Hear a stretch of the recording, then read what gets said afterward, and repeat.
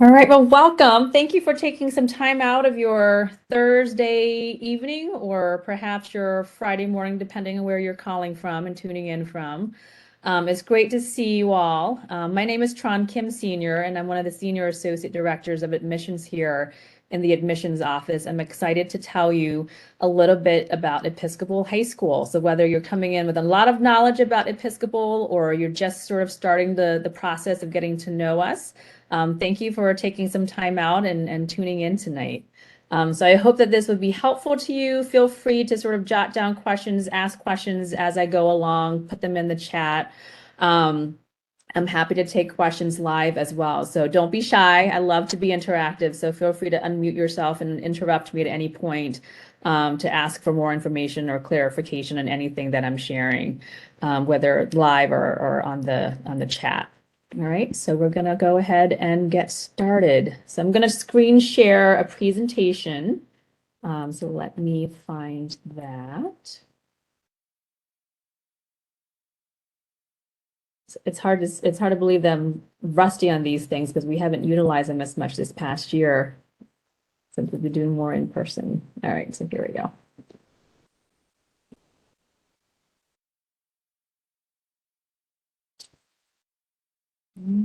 Okay.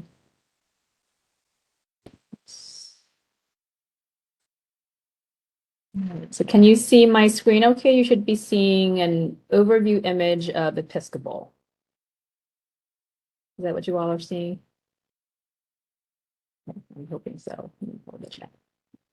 All right. So this, I always like to sort of start off my presentations with this image. It provides a really great overhead shot of the Episcopal campus. We sit on about 130 acres in northern Virginia, in Alexandria, Virginia properly. We're just about 10-15 minutes from the DC line.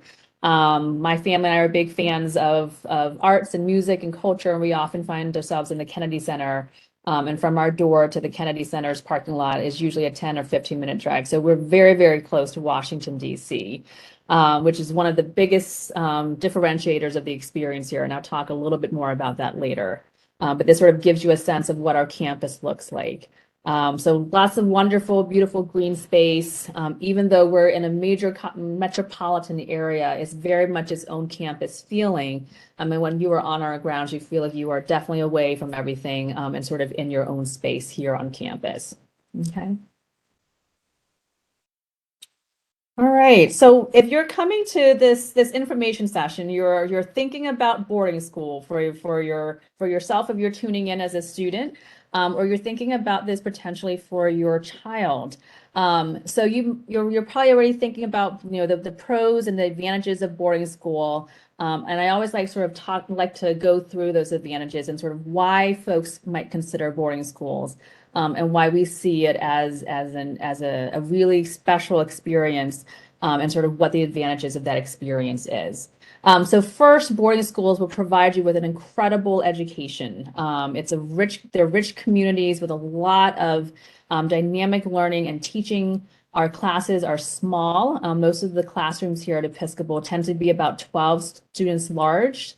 The largest class might be about 14. So they're very, very small classes, very intimate, very dynamic. It's a space where it's easy for you as a student to engage. And it's a space where you're expected to engage. So if you sort of are on the shyer side and you're more hesitant to engage, this space sort of lends itself to that. And in time, all of our students sort of learn to use their voice and figure out how to use their voice effectively in our classroom spaces. And they take that with them when they graduate, go on to college and go on to their careers and so forth. In our schools, you also get the opportunity to form real incredible relationships with your peers as well as with the adults. Because in boarding school, you're living with your classmates, you're living in the same community and neighborhood as your teachers and your coaches and advisors. And the day doesn't end at 3:30. The day goes, it's a 24-hour experience. So because of that, you get to really know your peers and your teachers and the adults in your community in a very, very different way than if you go to a public school or you go to a day school. So because, it's not just what happens in the classroom that makes up your high school experience, but it's also, those conversations that you have passing each other in the hallway in your dorm, or those conversations that you have when you're brushing your teeth or washing your face or whatever. You get to really know each other in a very, very different way. And those result in some really lifelong, incredible relationships that you'll hold on to. The other thing about boarding school is that you get to learn how to be independent. You're living away from home, but you're sort of getting to be away from home in a really safe and structured environment. So we have a very structured schedule at Episcopal. So we definitely keep you busy, but at the same time, you're getting to build that independence and live that structured life away from your parents, and you'll learn to make different choices about how you spend your free time, about getting up in the mornings. Well, you don't really have an option. We will make sure that you get up and you get to where you need to go. But you're sort of, you're getting to spend that time away from your parents. And you're also developing your own sense of personal responsibility. And these are things, again, that you will take with you when you graduate. Right. The other cool thing about boarding schools is that because we're not tied geographically in terms of our enrollment process, we're able to bring students from all over the country, from all over the world. And you sort of see that here in the chat that we have families, certainly from the immediate Virginia, Maryland, DC area, but we also have folks who are tuning in from California, from China. So it's from all over, from Thailand, I see here, from Nigeria. And so on and so forth, right? So we are able to have students from different parts of the world, and that really, really adds a richness of culture and diversity here that's a little bit harder to come by if we're pulling students in just from our local immediate area, right? So you get to be in those classroom spaces with someone who's grown up in a different culture, who perhaps has a different way of looking at things. And so you're figuring out what you think and how you feel about things, and who you are, alongside students who are going to challenge some of those notions, and that sort of helps you to develop your perspective in a really wonderful and unique way. The other wonderful thing about boarding schools, and I always sort of equate boarding schools, or compare boarding schools to an all-inclusive resort, because in a boarding school, everything is in one place, just like an all-inclusive resort would be. Your food is in one, you get your food in one place, your activities are in one place, your quarters, your living, you sleep in one place. So because you're not traveling to multiple places to get all of those things, you get back a lot of time in a boarding school. So what that means is that you get to do more things with your day, and with your time. Right now, if you sort of think through your day and sort of a typical day during the school year, you have your classes that you go to school for that you might have class from about 8 to 3:30 or so. And then you got to get picked up and go somewhere for maybe a flute lesson or a basketball practice or a soccer practice and so on and so forth. And then you got to get home and have dinner, and then you do your homework. So you spend a lot of time perhaps commuting from one place to another to do all the different things that you love. And boarding school sort of takes all of that out of the equation. And you get to sort of be in one setting, and you get to do all of those different things, sort of all within, in very easy fashion. Your parents don't have to drive you everywhere, and you can easily walk to the fields. You can easily walk to get your guitar lessons and so on and so forth. So you get back a lot of time in boarding school, and with that, you get to do a lot more things and also discover new things as well. And then the other great thing about boarding school ultimately is that we will prepare you for college and life after college really, really well because of all those things that I already mentioned. Most of our students, when they go on to college, they know how to live independently. They know how to navigate relationships with a roommate. They know how to build a really good rapport with their teachers and utilize office hours. They know how to take care of themselves in their personal space. And they're just really comfortable socially, emotionally when they get to college. And it's almost a seamless transition in many, many cases for our students and our graduates when they go off to college. And that sets you up and for life after college as well. Right. So within the world of boarding school, sort of what are the things that are a little bit different about Episcopal? So there are sort of three major things that sets us apart from many of the other boarding schools that you might be looking at. And especially the three combined is what makes us different. So first is that we are an all residential school. So all of our students live on campus, and about 90% of our faculty live on campus as well. So we're one of four schools in the country, four boarding schools in the US, where all of our students will reside on campus 7 days a week. So that's very, very different. The other major difference about Episcopal is that we're located in a major metropolitan area right outside of our nation's capital.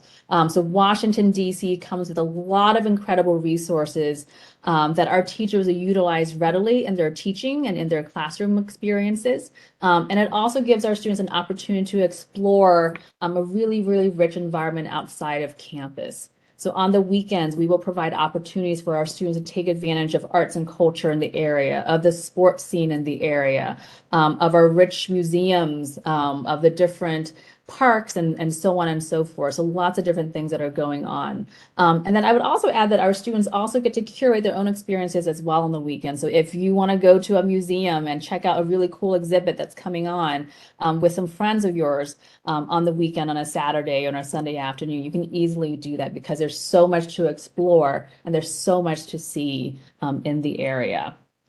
And then the other thing is sort of our spiritual identity, our faith identity as an Episcopal school.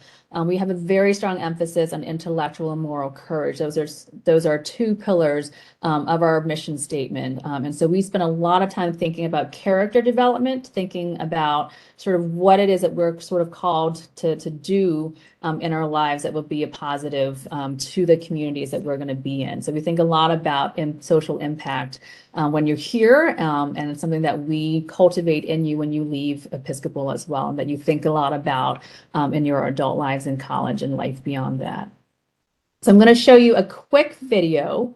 I need to pull the video separately because it plays better separately than on YouTube. That sort of gives you just a quick sort of, it's about a minute and a half, just a quick overview of the entire Episcopal experience to just give you a good visual of that experience. So let me unshare this and share something else. Pull up that video.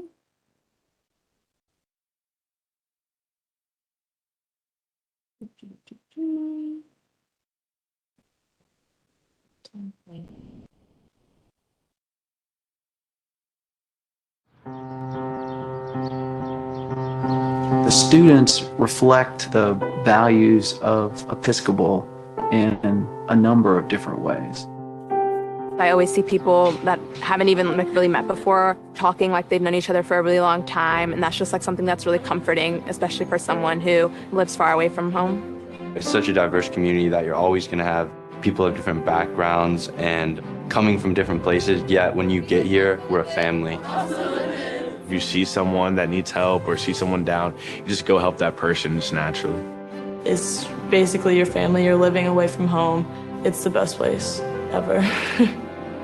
Here, the community is tight. It coalesces around this nucleus, but the membrane is porous, where we get out in all these different ways. There's a certain sense of individual responsibility. I think that with that comes a need to uphold all that we truly believe in and all that we truly stand for. Hard work on three. 1, 2, 3. Hard work! It is such a deep-rooted sense of integrity. It's become definitely a very integral part of me. There is a level of honorable behavior and ethical leadership that the world needs, and Episcopal needs to be the place to prepare the kids to be those leaders.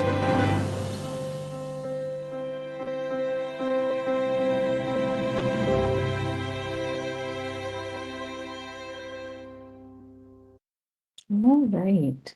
So any questions so far as I sort of switch back to my presentations? No worries if you don't have any. Pull up my presentation again.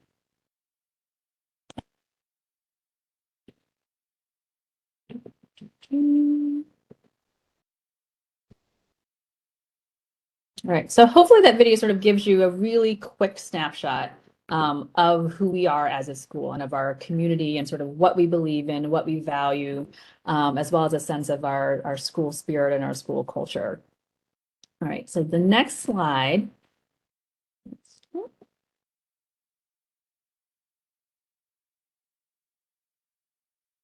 So this sort of is our mission and philosophy statement about who we are. So earlier mentioned that we really think about the ideas of moral courage and intellectual courage, as well as courageous action. These are sort of the three pillars of our mission and sort of what we're striving to cultivate in our students. So there's a lot of things that we're striving to do within each of those areas, as you can see. I won't spend too much time on this, but you can certainly find it online. But it sort of gives you hopefully a sense of what we're trying to do here and who we are in terms of our values and what we're trying to cultivate in our students during their time here that they'll take with them when they graduate and leave our community and sort of enter the world and do a variety of amazing different things. All right. So this is an overview of our academic program at Episcopal. So we are a pretty traditional liberal arts high school. So we will have our students take courses from across our different departments. There are graduation requirements across the different disciplines. So in math, for example, you have to do 3 years of math if you start off as a 9th grader. For science, we have students taking physics, chemistry, biology. There's a sequence for each of our disciplines. So we're really trying to give our students a rich and wide foundation of learning when they're here.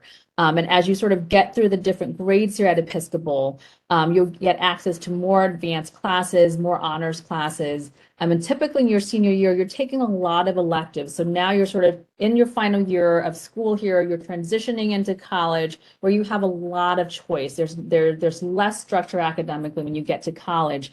And so that senior year is really giving you an opportunity to sort of try out that independence and to really choose courses that are meeting your passions, right? So in history, in science, and so forth, you're choosing electives, you're choosing courses that you've already sort of formed a strong foundation in that meets sort of your particular interests in those areas.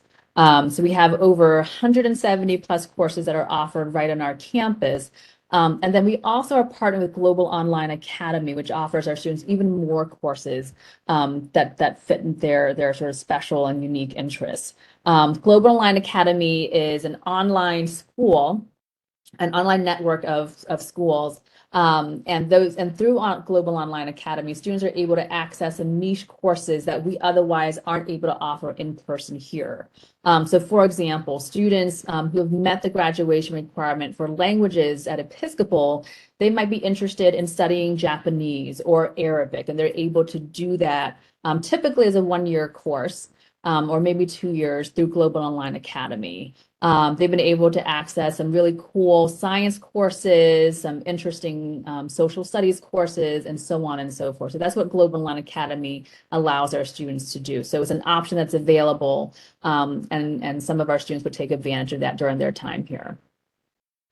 We offer courses at the standard level, but we also offer courses at the advanced and honors level too. So there's a wide variety of challenge that's available for students. So we really strive to meet students where they are.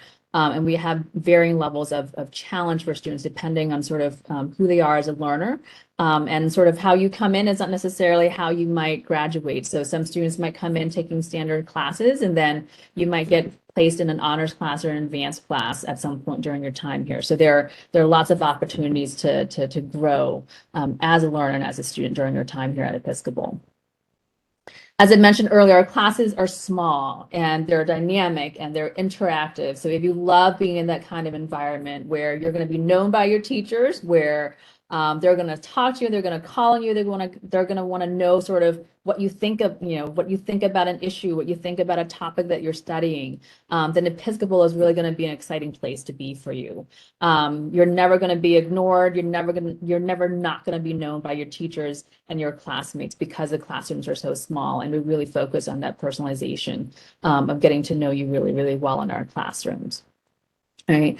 Our teachers are incredibly driven and dedicated to what they do. They also have a unique love, I would say, unique love for being with teenagers, because they've not signed up just to teach teenagers, but they've also signed up to live with you and spend time with you outside of the classroom.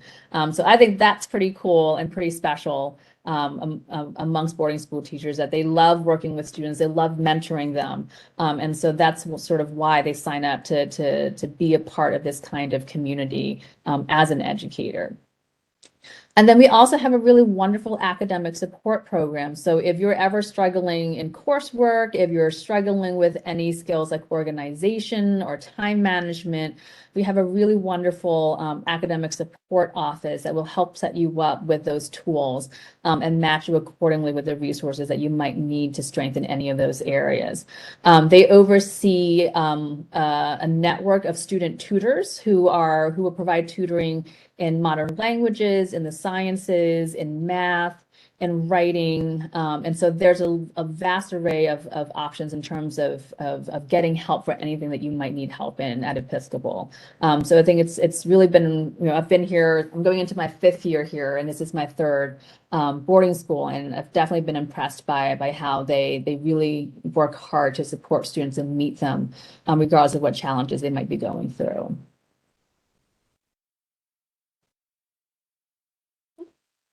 All right. So the community Episcopal, as I alluded to earlier, I think it's a pretty special place because we're all residential. It's truly a 24-hour, 7-day experience. If you're wondering in the back of your mind, does that mean that I can never go home on the weekends? That's not the case. So you definitely have the ability to go home on some weekends. We sort of have different quotas for you depending on your grade. But even on the weekends where we have a long weekend and students are going home, many of them will choose to stay because there's stuff that's happening. There's cool things that cool experiences that we'll sort of provide and make happen. And they stay because they want to be with their friends. They don't want to miss out on anything that's going on. So on the weekends, students can go home periodically. On average, I think for 9th graders, for example, they can go home about 4 weekends, 4 overnight weekends a semester, right? So going home means spending the night away from campus.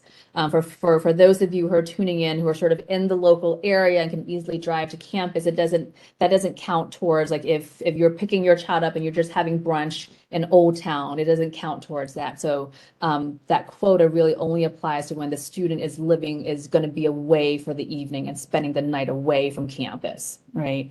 But otherwise, you're welcome to come and connect with your child and go out for lunch, go to a museum exhibit, etc. If you are able to get to campus easily, or if you're happening to visit, or whatever it is that sort of brings you to our area. But otherwise, our students are really connected to what's happening around campus as well as off campus through the different things that we do on the weekends. So for example, on a typical weekend, there might be an opportunity to go do yoga together as a group somewhere. There might be an opportunity to go to a museum exhibit. There might be an opportunity to go see a play at the Kennedy Center. There might be a community service option, a service event that's happening, and so on and so forth. So there's always plenty to do on the weekends. So we are a 5-day academic in terms of we only have classes offered Monday through Friday. We don't have classes at all on Saturday. So our students do have a nice full weekend to rest and relax and have fun and so forth. And yes, so there, I saw the question about chaperoning. So for any event that we put on, that we host, there would be faculty chaperones for those events.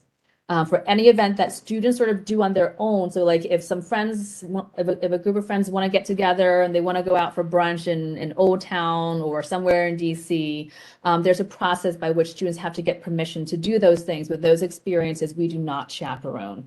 So we will talk to them just as you might talk to your own child about, okay, so how are you getting there? Who are you going with? What are you planning to do? When will you be home? And so those are the things that we'll sort of run them through and make sure that what they're doing makes sense, that it's safe, and that they sort of have a good plan in place to have a good experience when they go off. For our younger students, for 9th and 10th graders, after the first check-in on Saturday afternoon. So there's a check-in on Saturday from 5 to 5:45, a face-to-face check-in. After that check-in time, 9th and 10th graders have to remain in Alexandria. They cannot go back into DC. Only our 11th and 12th graders have permission to go back into DC after that check-in point. And then everyone has to be back on campus by 10 o'clock, and then on dorm shortly after that. So that's how sort of weekends, so that's what weekends sort of look like. Our adults are very engaged and very involved. So your teachers will also be some of those chaperones for those weekend activities, your coaches and so forth. So again, you sort of see us in multiple, wearing multiple hats, doing various different things with you, just as we'll see you as well doing similarly. So we'll see you in the classroom, but we'll also see you in the playing fields. You might have us as your advisors. We might be on your dorm team. So we're also going to see you in a number of different modes of life as well.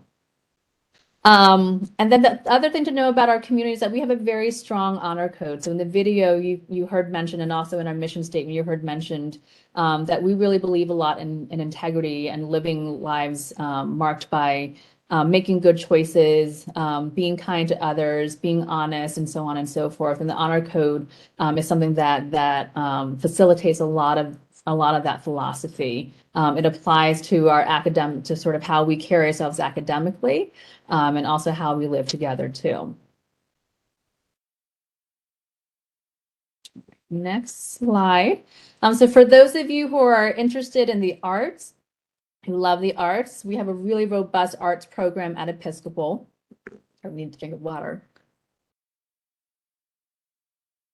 And we have offerings in visual arts, in music, in theater, and dance at various different skill levels. All students will have to take either 1 or 2 courses in the arts during their time here, depending on when they enroll at Episcopal. So you'll also be asked to sort of give the arts a try as well. And many students have found hidden talents or passions that they didn't otherwise have through that requirement. So it's a really, really wonderful program. There are opportunities to take courses in the arts as part of your academic schedule during the day. And then there are opportunities in the arts as well in the afternoon. So part of the rhythm at Episcopal is that you participate in afternoon options and programs after the class day. So typically classes will go from about 8:15 until 3:15, and then you sort of have a little bit of transition time. And then from 4 to 6 o'clock, you're participating in some kind of afternoon program. That can be the arts, it can be service, it can be athletics. And you're going to do 3 different afternoon options throughout the year. So you do something in the fall season, in the winter season, and then in the spring season. So you do 3 different things. Yeah, and so there are opportunities to perform. We have our own art exhibit, little art gallery exhibit on campus that will feature students' pieces and student artwork, but it will also feature professional artists as well. So it's a really, really cool experience. I feel like there's a slide. Oh, I missed a slide. The athletics. So we also have, for those of you who are athletes, we also have a really, really wonderful athletics program at Episcopal as well. And this is a list of all the different athletics offerings that we have in girls athletics and as well as boys athletics. So if you play one of these sports and you're looking to cultivate your skills in these sports, great. If you have a passion for a sport that we don't have, then we might not be a good fit. But we have a really, really wonderful athletics program, and so you'll certainly get to be involved in these programs if that's something that you're very passionate about. All of our athletics programs, for the most part, are offered at a JV level and at a varsity level. Some of the sports like ultimate frisbee, it's not leveled, but most of our programs are leveled. So if you're just starting a sport, there's a place for you. And you might come in and do that at the JV level, but then you build your skills over time. And then as you get older, you might be at the varsity level. So each year there are tryouts every single season. There are tryouts in the fall for fall sports. There are tryouts before winter sports. There are tryouts before spring sports. Okay.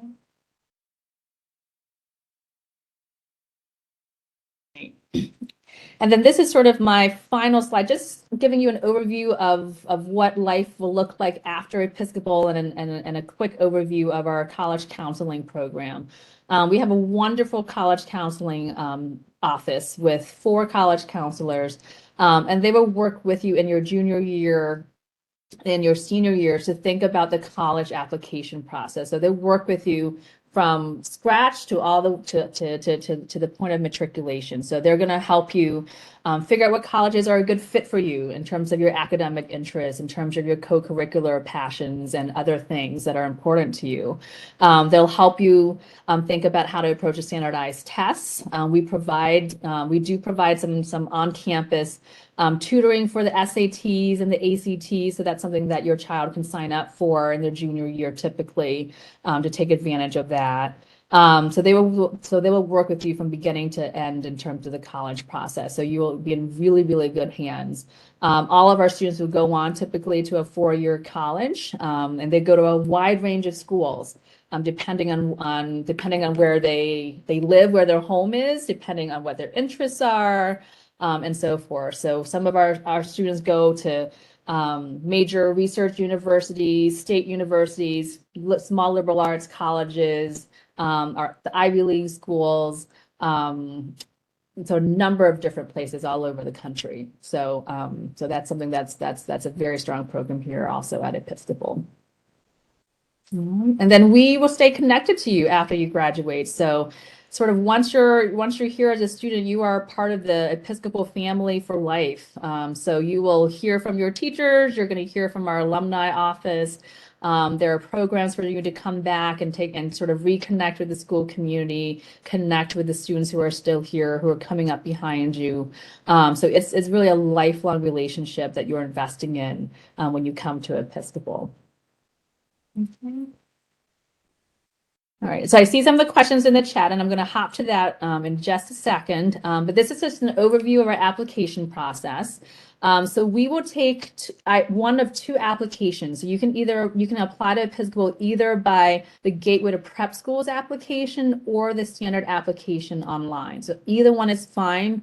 We don't have a preference whatsoever. So whatever makes sense for you and sort of the process that you're going through as you're applying to other schools, please feel free to choose the application that's most convenient for you. We require 3 letters of recommendations or 3 recommendation forms. One from your current math teacher. So this is a teacher that you're going to have this coming school year. Current math teacher and a current English teacher, and then a recommendation form from a school administrator. Most often it's going to be the school principal, your guidance counselor. If you're going to a school that has a middle school director or middle school division head, that person can also complete that application. Sometimes it's the advisor, so whoever plays an administrative role and sort of knows you from sort of that 30,000-foot level. Your math teacher and your English teacher sort of know you at the 10,000-foot level, at the micro level. So the administrative letter recommendation, the counselor principal recommendation, is really to give us a sense of you at the macro level, at the higher up level. Okay. We're going to want to see your transcript. So typically we want to see grades from the last 2 to 3 years of school from you, including your current school year. For those of you who are applying, if you're applying from a school that's outside of the country, we will probably ask to see a TOEFL score or a Duolingo score or an IELTS score to assess your English proficiency. And then SSAT scores remain optional for us. So that's something that you can do, but you do not have to do for our process. If you take the test and you feel good about your results and you feel like this is something that really speaks well about your academic potential and your academic abilities, certainly feel free to send those to us as a part of your application materials. But it's not going to count against you if you choose not to send those scores to us. Okay. And then lastly, we require an interview. So that can be done in person by visiting campus. Typically an on-campus interview is accompanied by a tour with one of our current students, or you can also do your interview online. So if it's hard to get to campus for you and your child, or for you and your family, don't worry about that. You can just schedule an interview, and we would do it over WebEx, this platform that we're using now. So it doesn't matter to us. We're not going to treat you any differently, look at you in any different light if you do a virtual interview versus an in-person interview. Okay, and then these are our deadlines. So January 15th for the application for admission. If you're applying for financial aid, then that deadline would be February the 4th. We will let you know of our decision on March 10th. And then if you're accepted to Episcopal, you have until April 10th to decide whether or not you'd like to enroll. Okay. All right. And then this is my contact information. You can also easily find it on our admissions webpage. You don't feel like you have to like jot it down and keep it in a really, special place or what have you. You can easily find the contact information online as well. But please feel free to reach out to me if you have any questions along the way, if I can help you sort of figure out anything as you're going through the process. We're here to help and be as helpful to you as possible as you go through this process that can be daunting and challenging and wonderful and fun at times. So it's all of those things. All right. All right, so I'm going to stop sharing my screen and sort of see what questions you have at this point. So I know that there are some questions already in the chat, so let me get to those.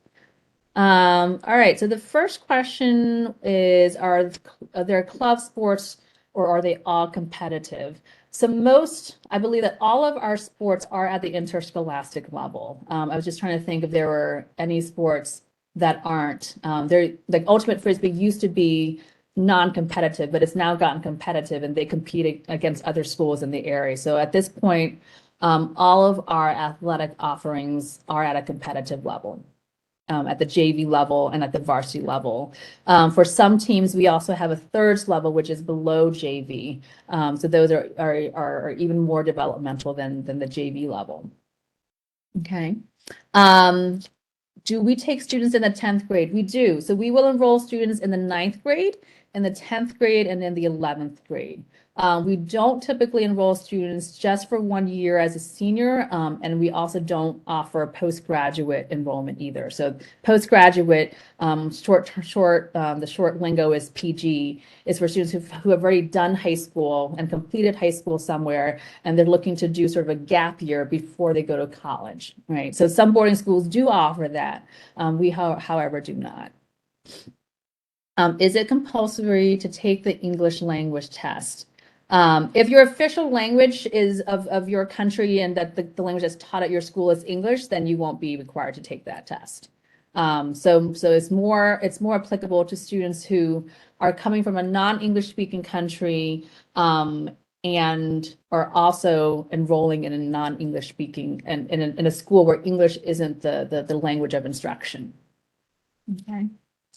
Can you share acceptance numbers of applications? So I think you're thinking about the acceptance rate. So typically, what we've seen the last few years is our acceptance rate tends to be between 30 and 35%.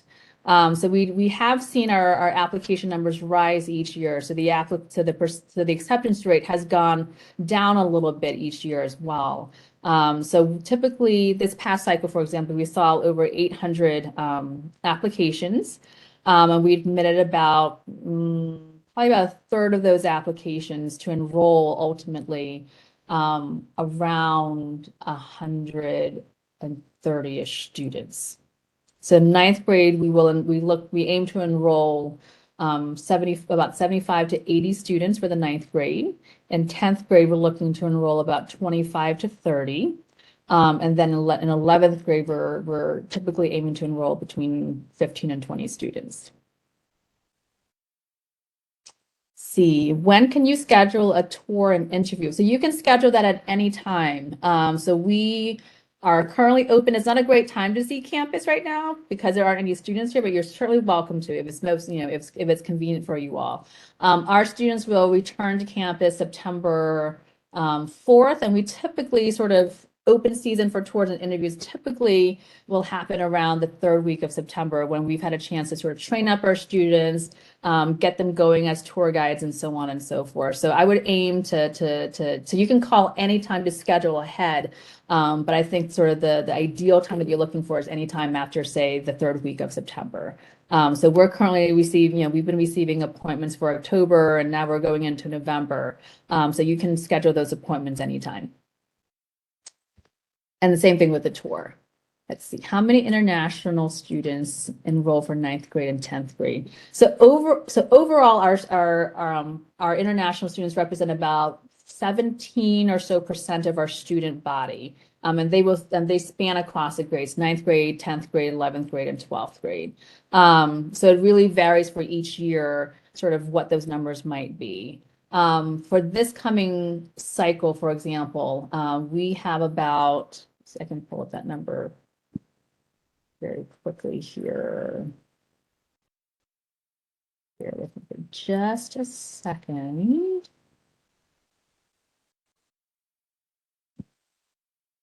So our incoming international students this year, we have about 23. So those are the new students. And so again, that's 23 out of about 130-ish or so new students who are enrolling this year. And they come from all over the world. So they have students coming from China. We have students coming from Vietnam, from Brazil, from Nigeria. Someone's on the call from Nigeria, from Kenya, from Saudi Arabia, from Canada. So they really do span the globe. So yes, we will see students from all over. Typically, how many new 11th graders? So I think I answered that question just now, so you should be good. Advisors, so for new students, when they first come to Episcopal, regardless of the grade that they're coming in, we will assign you your academic advisor, and you stay with that advisor for the year.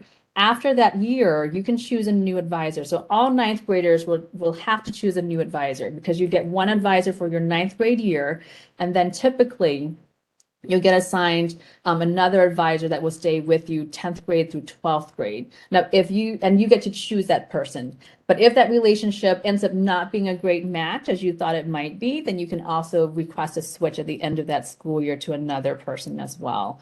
So typically that process involves you ranking 10 people, 1 through 10, that you would be excited to have as your advisor. And then they sort of figure out who has space, and they're also trying to balance for gender diversity, geographic diversity, racial diversity, and so on and so forth. So they'll sort of slot you in within an advisory group that has a space.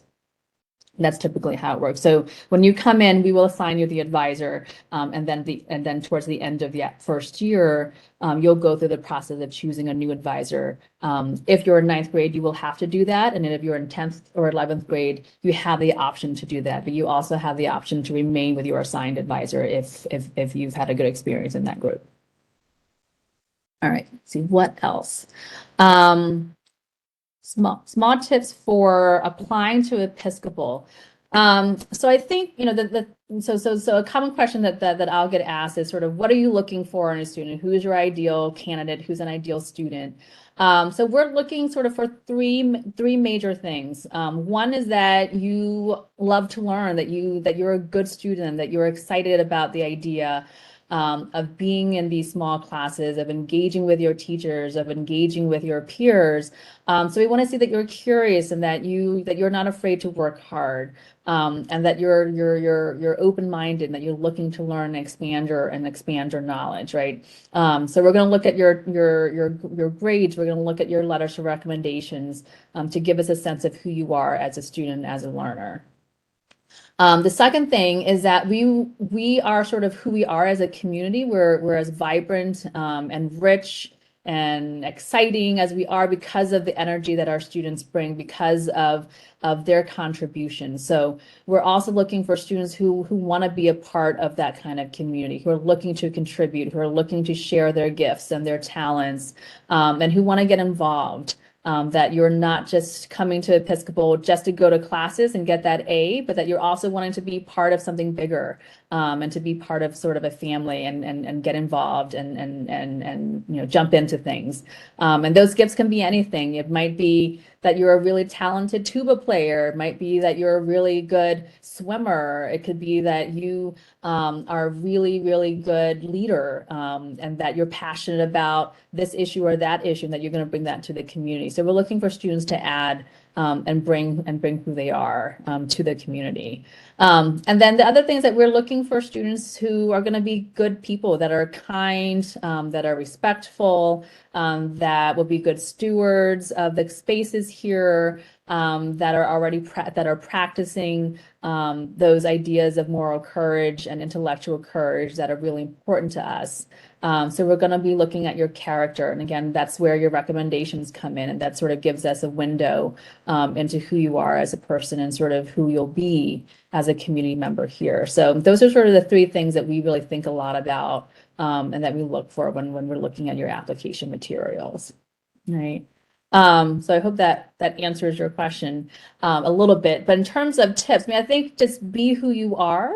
When you're writing your application essays, when you're coming in for the interview, don't get too caught up in writing what you think we want to see or read and what you think we want to hear. Really be your authentic selves, I think, for any application process, whether it's to here or any other school or down the road. Be who you are fully, and see if that works out. Because if you present yourself as someone else and we take you in as that someone else, and then you come here and it ends up not being a good match, it's not a good experience for you or for us. So be yourself, and be sort of the best version of yourself, if that makes sense, right? So come in, be yourself, bring your full spirit and personality, but maybe sort of dress it up a little bit, if you will. But we want you to be your authentic selves, right? Little things like being polished can go a long way. So when you're writing your essays, be yourself, but make sure that you're using good grammar and that you're capitalizing your words correctly and using good writing and so forth. So those things would matter in any application process, right? So you do want to take your time. You do want to make sure that you're proofreading, and that you're sort of putting your best foot forward in all those situations. So you definitely want to take the time to do that. You want to do well in school this year. So if you're, I think all of you are looking to apply for fall of 2023, if we pulled your data correctly. So if I'm correct, you want to do really well this school year, right? So if you haven't done your best academically up until this year, really sort of put in all you can this school year, and sort of, pull out everything that you can to have a really, really strong year. So that, again, you're putting your best foot forward. Because we also, when we're looking at you as a student, we want to make sure that we're a good match for you academically. We never want to bring a student to our community and have them struggle beyond what we can support them in, right? So sort of put your best foot forward so that we can sort of see that you're in a position to do the work that we have here, that you're able to sort of meet the challenges here, right? Does that help? If you have any follow-up questions or you want to ask your question live, feel free to do that too. Let's see, when does the application period open? I believe that the 2 applications will be online by September 1st. That's the date that I've been told. That's usually around the time that they tend to go live. So that's when you can sort of start.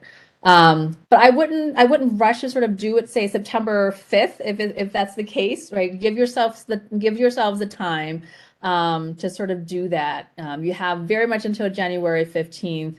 I think you might grow a lot between September and November, right? And what you're thinking about with regards to high school in September might be a little bit different in November. So give yourself the time to sort of mature and have a good sense of who you are and what you want for your high school experience to pursue that application. So don't rush into getting it in September or getting it done in October. There's absolutely zero advantage to getting your application in November 15th versus January 15th. We don't read anything until around January 15th, end of January anyhow. And I can speak from working in other admissions offices, it won't matter. So give yourselves the time, and give yourselves that grace. So can you submit additional letters or recommendations? Yes, so you can submit additional letters. There you can submit a personal recommendation, so that can sort of go to anyone. And you can also submit a recommendation around a talent that you feel like maybe is your best, your best talent. So if you are like, if tuba is your thing, and I sort of talk about tuba because my daughter plays a tuba, that's your thing and you've been doing this for a long time, or music is something that you've been doing for a long time, and you want your band teacher to weigh in and recommend you, then go for it. If soccer is your thing and you want to have your soccer coach fill out a recommendation form and write a letter of recommendation form for you, great. So I would stick, however, to those sort of 5 opportunities to send letters of recommendations in. You want to be careful about doing too many recommendations, because one, we may not spend the time, we may not be able to give all of those other recommendations the time, and you can't necessarily know which ones we're going to read more closely than others, right? So if we have 10 recommendations and we can sort of dedicate, time to reading 5, we may not get to the 5 that you want us to. So we're certainly going to get to your math, certainly going to get to the required recommendations, but the additional ones, I always sort of advise folks, help us focus a little bit on your story. So you want to sort of tailor it a little bit, contain it a little bit, so that we sort of focus on the things that capture you the best, and that tells your story well. So I wouldn't go too far beyond 2 additional recommendations, but yes, you can send additional ones beyond those 3 required ones. Will you ask for additional grades after January? For your application year, we will want to see the first official term grades of your current school year. So if your school operates on a quarter system, we'll want to see your first quarter grades. If your school operates on a trimester system, we'll want to see your first trimester grades. If your school operates on a semester system, then we're going to need to see the first semester grades. Right. So for schools that are on a semester system, sometimes we don't get those grades until the end of January, and that's fine. As long as you get the materials that you have control over, so your written application, your parents' part, and so forth, as long as those come in by January 15th or shortly thereafter, then that's fine. If your grades aren't available until the end of January or very early February, that's fine. Right, that's not a problem. We're not going to penalize you for whatever system your school is utilizing. And then, if you're offered admission and then you enroll, we'll want to see your final grades when they're available in May or June, before you come to Episcopal. And I think those are all the questions that I see. But I'm happy to take any additional ones. If there's any that just came up for you, you can put them in the chat, or you can unmute yourselves and ask them live. Or if you want me to go any further into anything that I've already shared, I'm happy to expand further if something wasn't clear or anything like that. Anything else that's on your minds?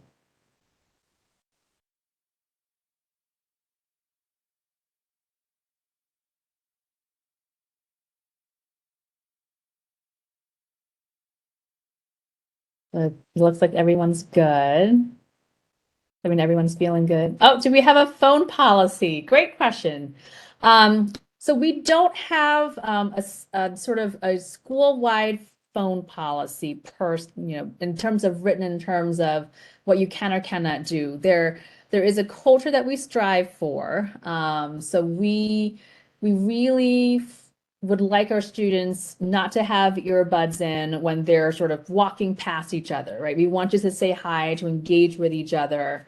But it's not a system where we're going to have you like lock up your phone for the day or lock up your earbuds for the day, because we also know that phones are important devices. We send emergency alerts on our phone, weather alerts, those kinds of things, utilizing the phone. So we know that you also need it as well to get those important communications.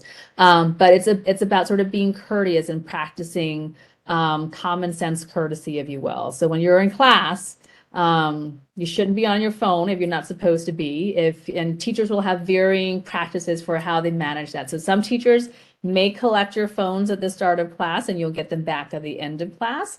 Some teachers will sort of let you sort of figure it out. And if you're not figuring it out very well, then they'll step in and help you figure it out a little bit better.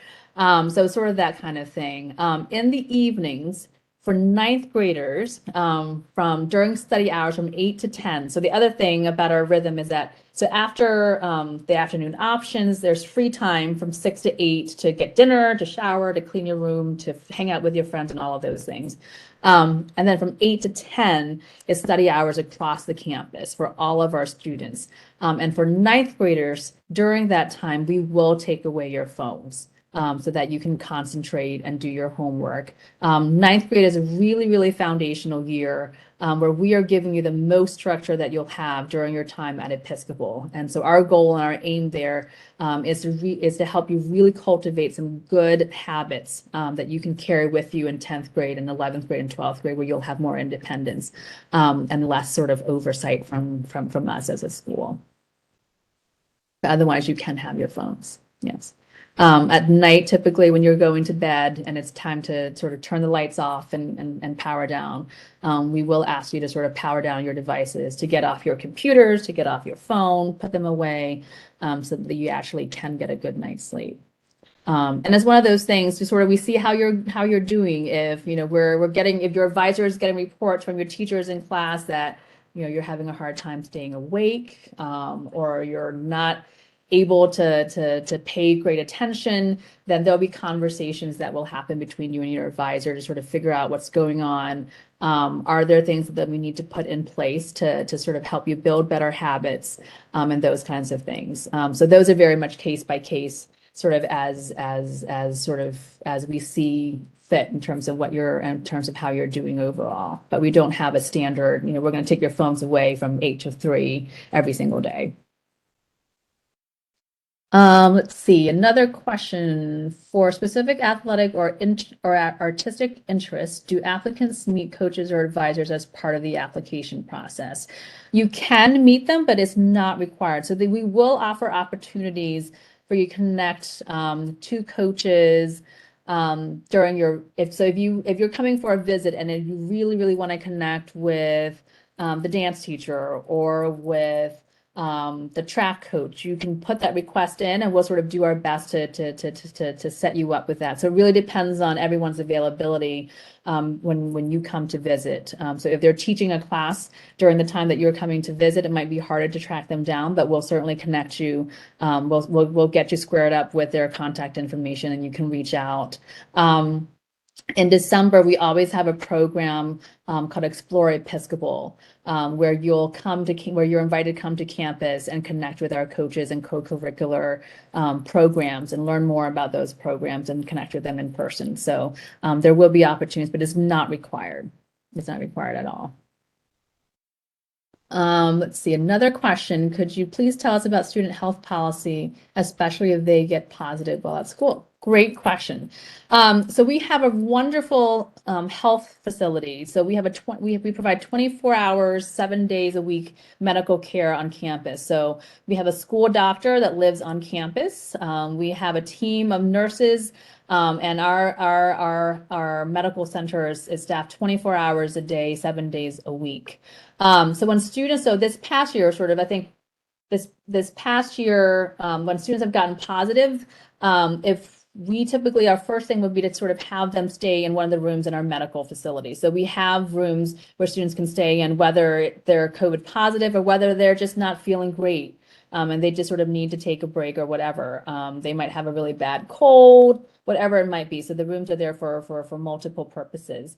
So those are the rooms that we'll utilize first. If we max out those spaces, then we'll put other situations in place. So the last 2 years, we've had a standing relationship with the Hilton that's about 5 minutes away from campus.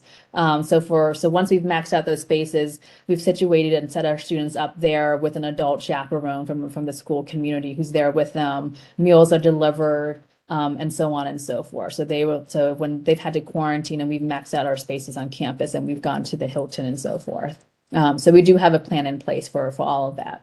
So fingers crossed that we are coming out on the other side of COVID, and that we won't be in the same situations as we've been in the past 2 years. And then there are policies that all of our students need to be vaccinated against COVID before they can come on campus. So that's part of the medical screening and vaccination requirements that we have in place as well. Let's see. Oh, do we have a date yet for Explore Episcopal? Not yet. Typically in the past, it's been the second Saturday or so in December. That's typically sort of when it's happened. So you can sort of circle that date if you know that you're interested already. But you'll definitely get an email from us or communications from us about that. So you have plenty of time to sign up. But typically in the past, it's fallen around the second Saturday in December, sort of right before our students depart for the winter break. Any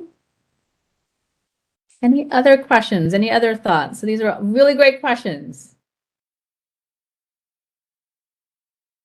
Anything else that's on your mind at this point? All right, going once, going twice. Sure, you can ask about the dorm. What would you like to know about the dorm?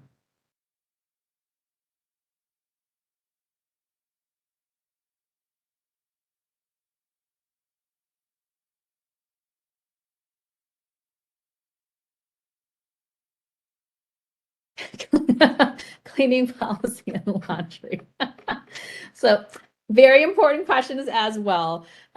So there is a cleaning policy in that we will do we will do rooming. So several things. So each dorm has a janitorial, we have janitorial services who will go through and clean the dorms on a daily basis. So they are cleaning the common spaces, so the hallways, the common rooms, the bathrooms, but they are not going to be cleaning your personal rooms. So you are responsible for your personal rooms. And there will be periodic room inspections to see how it's going. And it's going to sort of vary by each dorm. So each dorm sort of has its own culture and its own sort of rhythm in terms of how frequently those happen, how strict those inspections are. But we will look at your dorm room. So I would say we're not going to let you, go too far along and without a room inspection. For the 9th graders, we typically try to do it a few times a week. Again, we're trying to build good habits. And so we will do room inspections to make sure that your room isn't terribly messy. So that is in place. In terms of laundry, you are also responsible for your own laundry. All of our dorms have laundry facilities with washers and dryers. You don't need to pay for it, so you don't need to bring a bunch of quarters or coins or anything with you when you come to Episcopal. It's all free. It's all available for you to use. We also have partnered with an off-campus dry cleaning service. So if you have clothes that need to be dry cleaned, you can utilize that service. They provide you sort of with a bag. You drop your stuff in the bag. They take it. They bring it back, and so forth. So that's also available too. Does the application process include a parent interview? Yes. So when students do their student interview, so when you come on campus, typically after we're finished talking to the student, we're also going to speak to the parents for a little bit. For the virtual interview, it's sort of if you're available, if you're there and you're able to connect with us and speak with us after we speak with your child, then we'd love to do that. But if, sometimes the student's doing their interview in school, for example, and the parent isn't there, that's also fine, or the parent's working or what have you, that's also fine too. So typically when you're coming in person, we will speak with parents afterwards. I wouldn't say it's an interview in the same way as it is perhaps for the student. It's just a conversation for us to get to know your child better through your perspective as their parent, and to sort of see what questions you have, to get a sense of, why boarding school for you, and your child, and so on and so forth. So it's not an interview in the same sense as it is for the student, but there is a conversation that happens afterwards. If I'm rising into 9th grade this year and I'm going to apply for fall 23, do I need to submit my 7th grade transcript? I think we would like to see, because we're seeing your 9th grade, we're going to see your 8th grade, because typically we want to see about 3 years. If you can't get a hold of your 7th grade transcript for some reason, then just let us know and we'll work with that. But we definitely want to at least see 2 years of your academic record, but typically we do like to see 3. Because oftentimes, for most of our students are applying as 9th graders, and typically they're coming in with they're applying with their 6th, 7th, and 8th grade grades. Okay. Dress code for the school visit and interview. So you do want to dress comfortably. I would say business casual is good. Depending on sort of your comfort level. So we do have a dress code at Episcopal. Our young men will wear button-down shirts and ties. If you're a young man and you sort of want to match up to whatever the vibe is, then you might want to do a button-down shirt and tie, but you don't have to do that. If you have a button-down shirt or a nice shirt, that's also fine too. So you want to dress comfortably because you will be walking around for about 45 minutes or so on your tour. So you want to make sure that you're wearing comfortable shoes and so forth. But you also want to make it a little bit dressier than normal. So I don't advise wearing athletic apparel. So wear something that's on sort of the business casual side. It's usually a safe way to go. You want to make sure that you're wearing something that you're comfortable walking in and also sitting down in, because after you sort of walk around for 45 minutes, you're going to sit on one of our couches and talk to us for about 15-20 minutes or so. So you want to make sure that when you're sitting down, you're also feeling really comfortable as well. Okay. Any other last minute questions? What should you wear if you are non-binary? Wear sort of whatever makes sense for you. So again, whatever makes sense to you, and sort of a dressier version of whatever works for you and whatever makes you feel comfortable. So definitely feel free to do that. Okay.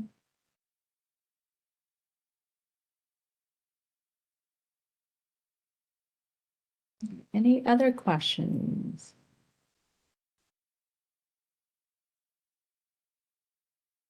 All right. Is everyone good?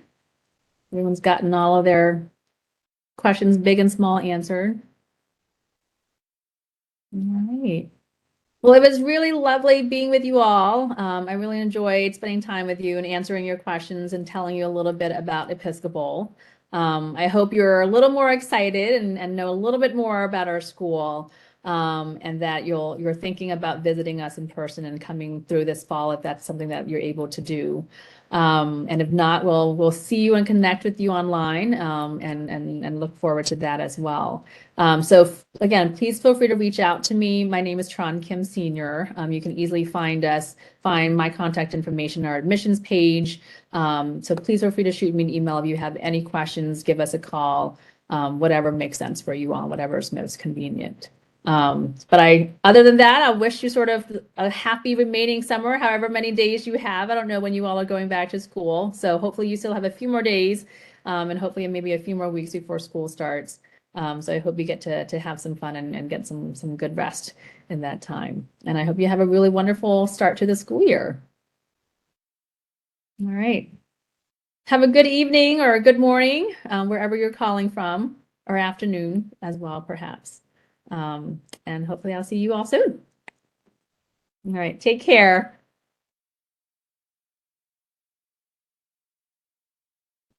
Stop now.